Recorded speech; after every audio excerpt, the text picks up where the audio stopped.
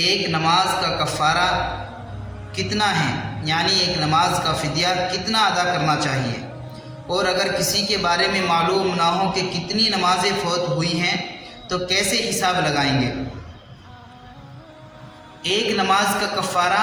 ایک صدقہ فطر کے برابر ہے۔ جتنا صدقۃ الفطر ادا کیا جاتا ہے ایک صدقۃ الفطر، اتنا ہی ایک نماز کا کفارہ ہے۔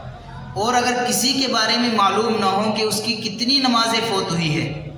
اس کی طرف سے آپ کفارہ ادا کرنا چاہتے ہیں اور آپ کو معلوم ہے نہیں کہ اس کی نمازیں کتنی فوت ہوئی ہے، تو ایک اندازہ لگایا جائے گا۔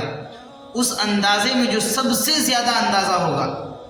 یعنی چند ایک کی رائے لی جائے گی، ان میں جن کی رائے سب سے زیادہ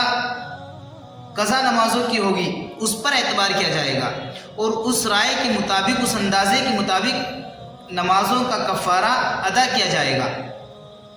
یہاں ایک بات یہ بھی ذہن نشی فرما لیں،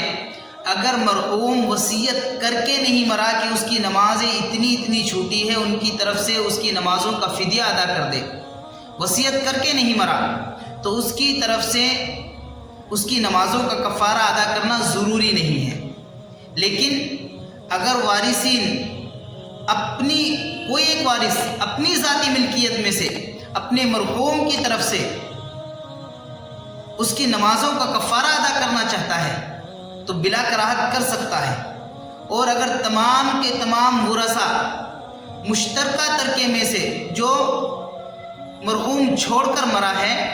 اس مال میں سے ادا کرنا چاہے تو اس میں شرط یہ ہے کہ ان ورثاء میں سے کوئی بھی وارث نہ ہی تو نابالغ ہو نہ ہی پاگل ہو، سب کے سب بالغ بھی ہو اور عقل مند بھی ہو۔ ان سب کی رائے مشورے سے اگر سب متفق ہو کر اجازت دے دے تو پھر اس ترکے میں سے بھی جو ورثاء کے لیے مرحوم چھوڑ کر گیا ہے اس کی نمازوں کا فدیہ ادا کر سکتے ہیں، اس میں بھی کوئی حرج نہیں۔ بہتر یہ ہے کہ اپنے مرحوموں کی طرف سے ایک اندازہ لگا کر ان کی نمازوں کا کفارہ ادا کر ہی دینا چاہیے، یہ زیادہ بہتر ہے۔ لیکن ضروری نہیں ہے، شریعت نے اس کو ضروری قرار نہیں دیا کہ تمہارا مرحوم مر جائے اور اس نے وصیت بھی نہ کی، وصیت کی ہو پھر تو ضروری ہے، لیکن اس نے اگر وصیت نہیں کی ہے تو پھر آپ کے اوپر ضروری نہیں ہے، آپ چاہے تو ادا کر دے چاہے تو نہ کرے، بہتر یہ ہے کہ ادا ہی کر دے۔